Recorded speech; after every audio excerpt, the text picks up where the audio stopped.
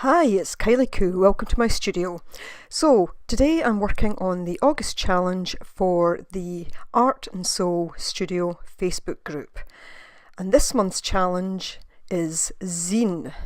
So what's a zine? Well, a zine is a kind of small magazine. You may have heard reference to fanzines. And when people do things about themselves, they might be referred to as a perzine. Really, one of the key things about a zine is that the creator self-publishes it. So they might take lots of photocopies of it and distribute it, or of course it could be distributed via a digital image. The other thing about zines is that they can be any size, have any number of pages, be any style in terms of the way that they're bound, etc., and have any content that the creator chooses. But today I'm going to be working with one sheet of A4 paper. Now A4 is roughly the equivalent of US letter size, and I'll be making a zine with 8 pages. So the challenge is to create a zine, and I'm going to show you how I make it from the A4 sheet of paper. And it really doesn't matter what size of paper you use, you can put it together in different ways, but this is just one quick and easy way to do so. So the materials that you need if you're doing it this particular way is the basics would be a sheet of paper, some scissors and something to write with. I've got some paints out and some little bits and pieces that I'm actually going to use as collage. So here we go with the folding. So sorry, my head's going to get in the way a bit because I'm trying to line up the corners well. So I've taken it landscape style and folded corners to corners. And just using the bone folder or the back of the pair of scissors just to get a nice firm line, a nice crease there. So now I've taken it the other way and again folded corners to corners. Now I'm folding it in the way, and don't worry because I will go over this again, and I have put together an actual diagram that will be available in the Art and Soul Studio files. So I've then folded it in from each side, and all I'm doing now is to go over all the lines again, just trying to make a good crease.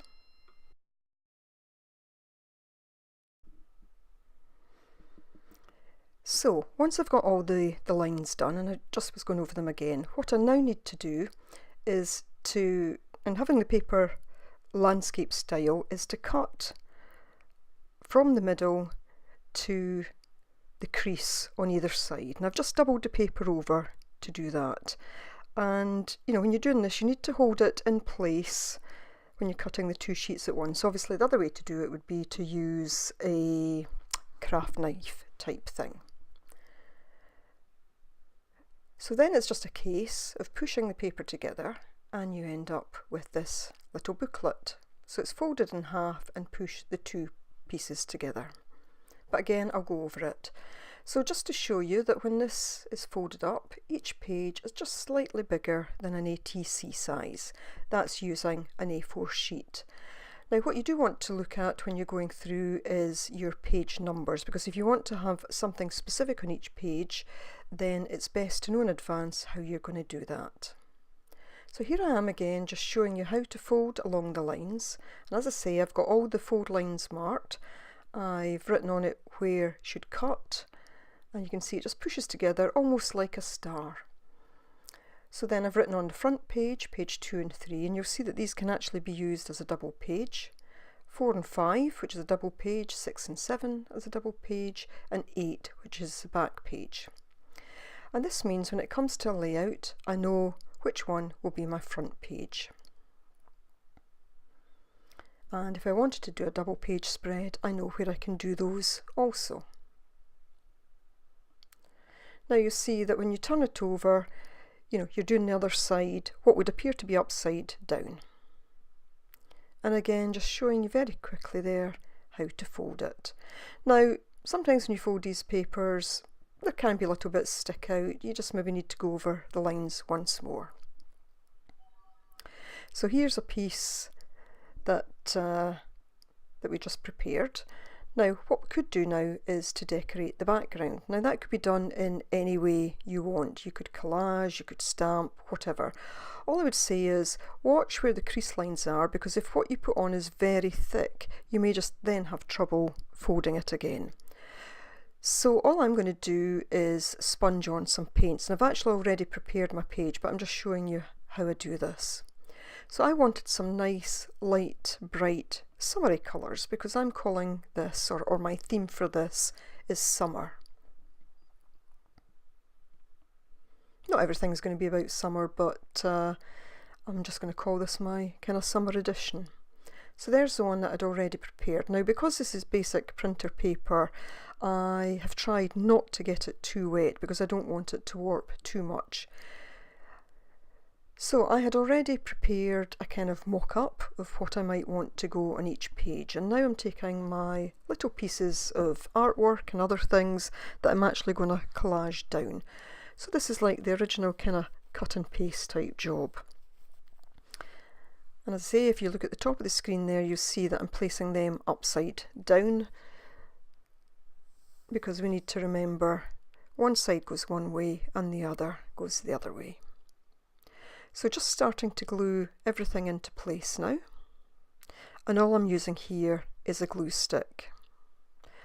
And if all the edges aren't down exactly, it doesn't matter too much because I'm going to be photocopying this.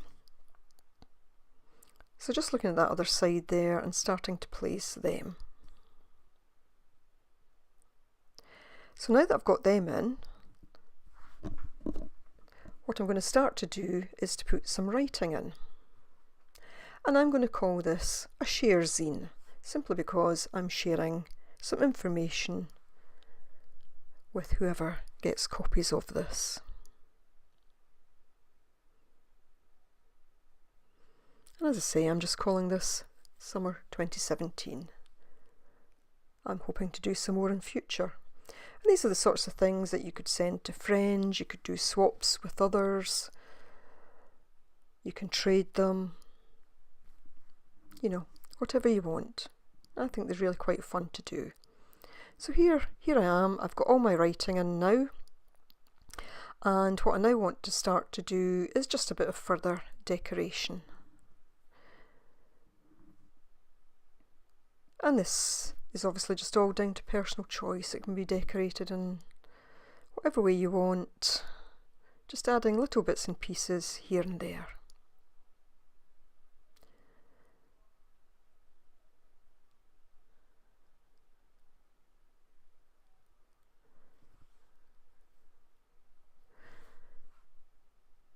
Now I go on to use some markers on this, which of course will go through to the other side.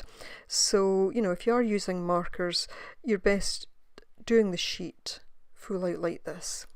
Now, I've taken a photocopy, but I've noticed that I didn't have it placed properly in the machine. So it's slightly run off, but I'm going to fold it as best I can. When I come to do a bigger run of this, I'll make certain that I've got it in the right place on the photocopier.